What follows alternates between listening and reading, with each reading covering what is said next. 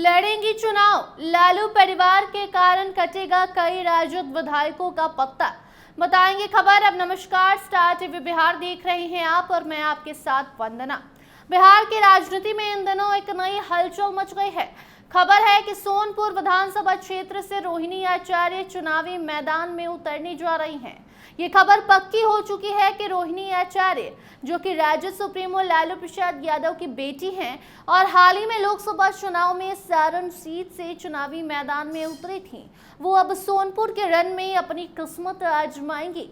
उनके मैदान में उतरने से बिहार के राजनीति में एक नया भूचाल देखने को मिल सकता है और ये राजद के लिए एक बड़ी चुनौती बन सकती है, क्योंकि पार्टी के भीतर कई ऐसे विधायक हैं जिनके खिलाफ तलवार लटक रही है। जी हां, राजद ने इस बार अपने मौजूदा विधायकों पर गहरी नजर डाली है। रिपोर्ट्स के अनुसार 15 से ज्यादा राजद विधायक ऐसे हैं जिनके ऊपर लोकसभा चुनाव में पार्टी और गठबंधन के खिलाफ काम करने के पुख्ता सबूत भी मिले हैं।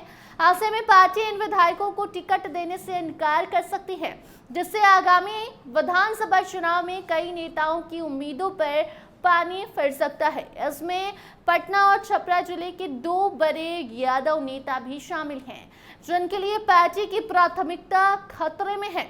आपको बताते चले कि राजद के नेता तेजस्वी यादव इस समय पार्टी के भीतर आने वाले संकटों को लेकर सजग हैं।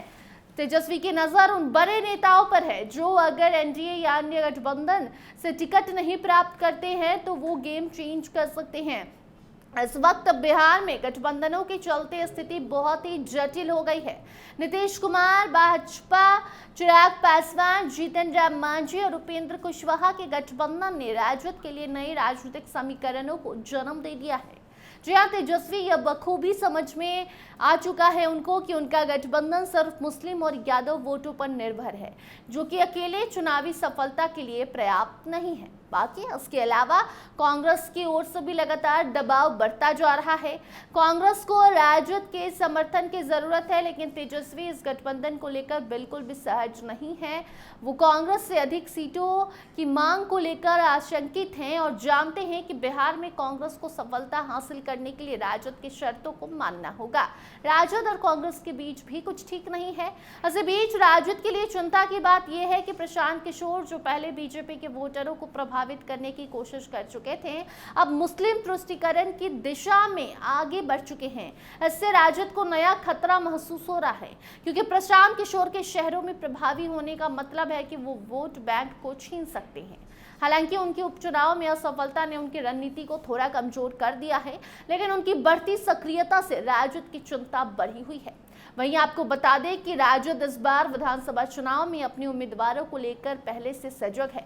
पार्टी ने बिहार के सभी विधानसभा क्षेत्रों में अपने अपने उम्मीदवारों के नाम पर चर्चा शुरू कर दी है। 3 से 4 मजबूत कैंडिडेट्स को लेकर पार्टी की नजर बनी हुई है। जिनका टिकट कट सकता है वो बगावत भी कर सकते हैं, जैसा कि 2020 के विधानसभा चुनाव में हुआ था। उस समय राजद के बागी कैंडिडेट्स के कारण पार्टी को 15 सीटों पर हार का सामना करना पड़ा था। इस बार पार्टी ऐसे जोखिम से बचने के लिए कदम उठा रही है ताकि बगावत की स्थिति से बचा जा सके। बाकी एक बार फिर लालू के परिवार के सदस्य भी इस बार चुनावी रण में उतरने के लिए तैयार हैं। तेजस्वी यादव राघोपुर से चुनावी मैदान में हैं, जबकि तेज प्रताप हसनपुर या महुआ विधानसभा से चुनाव लड़ सकते हैं। रोहिणी आचार्य सोनपुर से उम्मीदवार बन सकती हैं। वहीं मिसा भारती के पति शैलेश यादव दानापुर से विधानसभा चुनाव में टाल्ट हो सकते हैं। इससे एक बार फिर परिवारवाद का आरोप राजद को झेलना पड़ेगा। बाकी आपको बताते चले कि लालू यादव चुनाव से पहले अपनी पार्टी के नाराज नेताओं से भी संपर्क साध रहे हैं। जो नेता पार्टी छोड़ चुके हैं या फिर उनसे असंतुष्ट हैं, उनके साथ संबंध सुधारने की कोशिश की जा रही है।